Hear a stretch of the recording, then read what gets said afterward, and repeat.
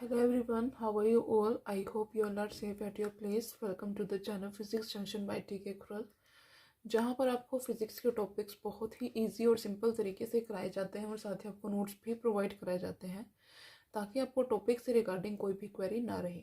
हमारी आज की वीडियो का जो टॉपिक है वो है कैपिलैरिटी। कैपिलैरिटी पढ़ने से पहले हमें पता होना चाहिए कि कैपिलरी ट्यूब्स क्या होती हैं। ठीक है, कैपिलरी ट्यूब्स क्या होती है? A tube with the fine and uniform bore throughout its length is called the capillary tubes। आपने जैसे पेन का रिफिल देखा होगा। पेन का रिफिल क्या होता है? जो पतले वाला, वहाँ पे क्या होते हैं, उसके दोनों एंड्स ओपन होते हैं।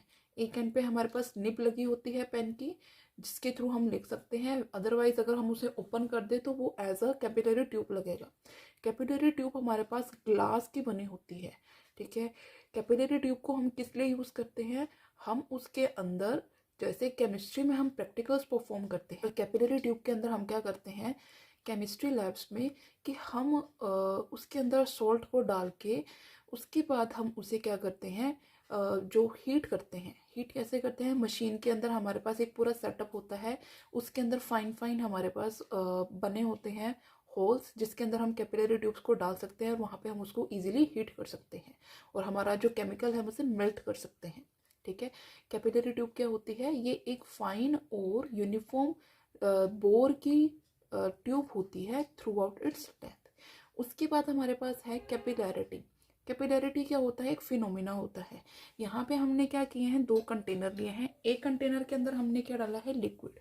इसके अंदर हम क्या डाल रहे हैं? हमारे पास ये कैपिलरी ट्यूब है। जैसे ही हम इस लिक्विड वाले कंटेनर के अंदर कैपिलरी ट्यूब को डालेंगे तो क्या करेगा, जो लिक्विड है वो इस कैपिलरी ट्यूब के अंदर क्या करेगा, राइज करना स्टार्ट करेगा। और इसकी जो शेप होगी, अगर हम उसको ऊपर से देखेंगे तो हमें ये ऐसी शेप में दिखाई देगा अगर हम लिक्विड की बात करते हैं। ठीक है, और यहाँ पे जो लिक्विड है जब इस कैपिलरी ट्यूब के अंदर राइज करेगा तो वो क्या करेगा, इस ट्यूब की जो सरफेस है उसको वेट कर देगा। ठीक है, जब लिक्विड हमारा वाटर इस कैपिलरी ट्यूब के अंदर राइज करेगा तो इस कैपिलरी ट्यूब की जो सरफेस है उसे वेट कर देगा। सिमिलरली अगर हम बात करते हैं मरकरी के केस में, मरकरी के केस में भी हमने क्या किया, यहाँ पे कैपिलरी ट्यूब को डाला है। इसकी जो अपर सरफेस है वो हमें इस टाइप की कन्वेक्स शेप की दिखाई देती है। जैसे हमने इसके अंदर कैपिलरी ट्यूब को डाला तो इसके अंदर मरकरी जो है वो राइज करना स्टार्ट कर देगी और इसकी भी जो अपर सरफेस है मरकरी की वो हमें इस तरह से दिखाई देगी। इस केस में क्या होगा, हमारा जो मरकरी है वो क्या करेगा, इस कैपिलरी ट्यूब की जो सरफेस है उसको वेट नहीं करेगा। इसके पीछे क्या रीज़न है? इसके पीछे रीज़न ये है कि जो फोर्स ऑफ कोहेजन है इन केस ऑफ मरकरी वो बहुत ज़्यादा स्ट्रॉन्ग है। ठीक है, फोर्स ऑफ कोहेजन मरकरी के केस में बहुत ज़्यादा स्ट्रॉन्ग है। बट हमारे पास अगर हम लिक्विड की बात करें, वाटर की बात करें, तो वाटर के केस में हमारे पास जो फोर्स ऑफ अडहेशन है वो स्ट्रॉन्ग हो जाएगा। मींस कि हमारे पास जो वाटर है वो इस कैपिलरी ट्यूब की जो सरफेस है इनके मोलिक्यूल्स के साथ क्या करेगा, अपनी इंटरेक्शन दिखाएगा, अपने जो बॉन्ड्स हैं वो बनाएगा। लेकिन इस केस में ऐसा नहीं होता है। इसमें जो मरकरी होता है वो सिर्फ और सिर्फ अपने ही मोलिक्यूल्स के साथ क्या करता है, इंटरेक्शन दिखाता है, उन्हीं के साथ क्या है, वो अपनी अट्रैक्शन दिखाता है।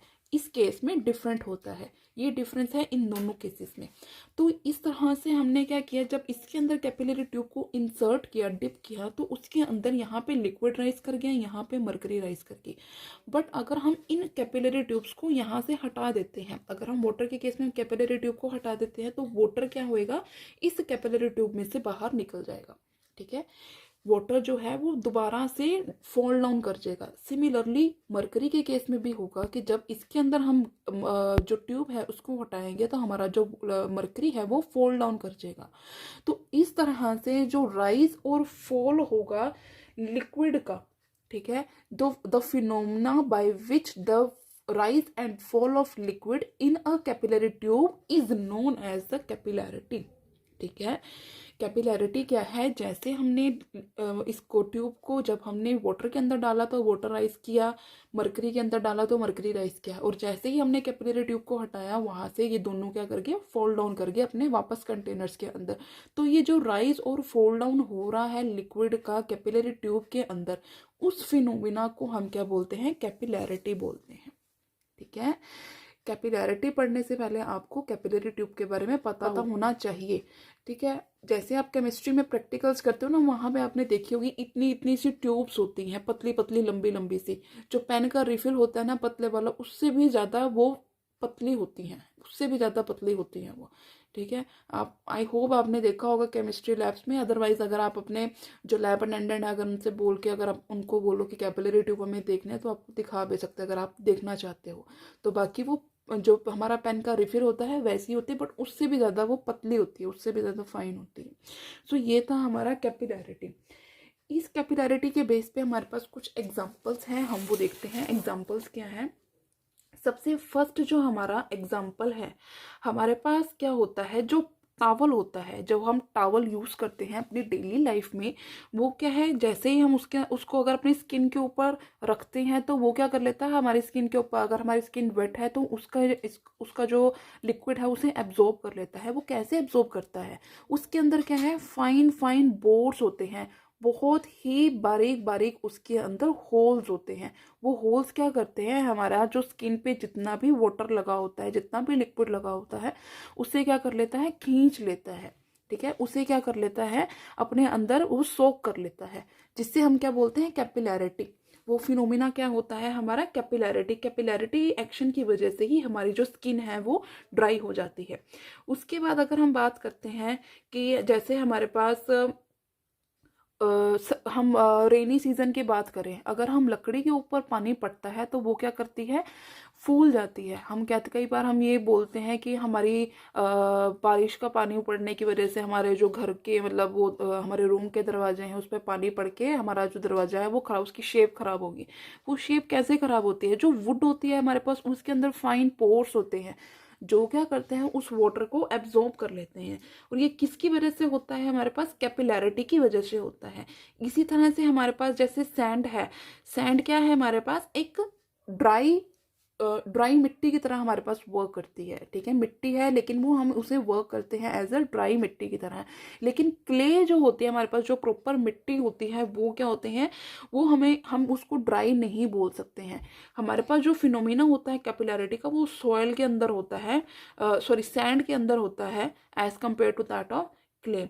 इसी वजह से हमारे पास जो होल्स होते हैं सैंड पार्टिकल्स के, वो इतने ज़्यादा फाइन नहीं होते हैं as compare to that of clay, ठीक है। उसके बाद हमारा एक एग्जांपल है, एक हमारे पास पेपर होता है ब्लॉटिंग पेपर। ब्लॉटिंग पेपर के जो फाइन बोर्स होते हैं वो कैसे एक्ट करते हैं, एज अ कैपिलरी ट्यूब, ठीक है। इंक उसके ऊपर, वो इंक को क्या करते हैं, एब्जॉर्ब कर लेते हैं, जिसकी वजह से जो इंक है वो क्या कर जाती है, उस पेपर के ऊपर राइज कर जाती है। इसी तरह से अगर हम बात करते हैं ऑयल की, जो ऑयल है वो क्या कर जाता है, जो छोटे छोटे स्पेसिस होते हैं, ठीक है, उससे क्या कर जाता है, राइज कर जाता है। जो हमारा नेक्स्ट पॉइंट है वो क्या है कि हमारे पास जैसे हम खेतों वगैरह में हम काम करते हैं, जो हमारे किसान हैं वो क्या करते हैं, एक प्लॉइंग टेक्निक होती है, उसके थ्रू वो क्या करते हैं, मिट्टी के अंदर जो पानी है उसे एब्जॉर्ब करके रख लेते हैं, ताकि वो फील्ड में जो भी अपनी जो ग्रेन्स वगैरह जो भी उगाए उसमें क्या कर सकें, उसको यूज़ कर सकें। क्योंकि उसमें क्या है, जो सॉइल है उसको वो ब्रेक नहीं होने देती है, ठीक है। जो अगर हमारे पास मिट्टी में मॉइस्चर होगा, इट मीन्स कि वहाँ पे क्या होगा कि हमारे पास जो सॉइल है उसके अंदर दरारें नहीं आएंगी। हमारे फील्ड्स में भी हमारे पास जो कैपिलैरिटी का एक्शन है वो हमें देखने के लिए बहुत ईजिली मिलता है। देखिए छोटे छोटे से एग्जाम्पल है, जैसे आप अपने डेली लाइफ में, जैसे गर्मियों में हम कहते हैं कि कॉटन के कपड़े डालने चाहिए। कॉटन के कपड़े ही क्यों यूज़ करने चाहिए, क्योंकि कॉटन के कपड़ों में बहुत ही फाइन फाइन के हमारे पास पोर्स होते हैं, वो क्या करते हैं कि हमारा जो स्वेट होता है उसे एब्जॉर्ब कर लेते हैं, तो हमें क्या मिलती है, ठंडक मिलती है, ठीक है। इसीलिए ये बोला जाता है कि हमारे पास गर्मियों में हमें कॉटन के कपड़े डालने चाहिए। तो ये कुछ छोटे छोटे से एग्जांपल हैं, आपने भी अपनी डेली लाइफ में कुछ देखे होंगे। अगर आपको कुछ पता है तो आप मुझे कमेंट सेक्शन में बता सकते हैं, हो सकता है वो मुझे ना पता हो। So that was it for today's video. I hope ये वीडियो आपको अच्छी लगी होगी। अगर आपको मेरी वीडियो अच्छी लगी है या फिर आपको कोई भी डाउट है तो आप मुझे कमेंट्स में ईजिली पूछ सकते हैं। सो अगर आपको मेरी वीडियो अच्छी लगी है तो मेरी वीडियो को लाइक करना, मेरे चैनल को सब्सक्राइब करना और ज़्यादा से ज़्यादा शेयर करना। Thanks for watching.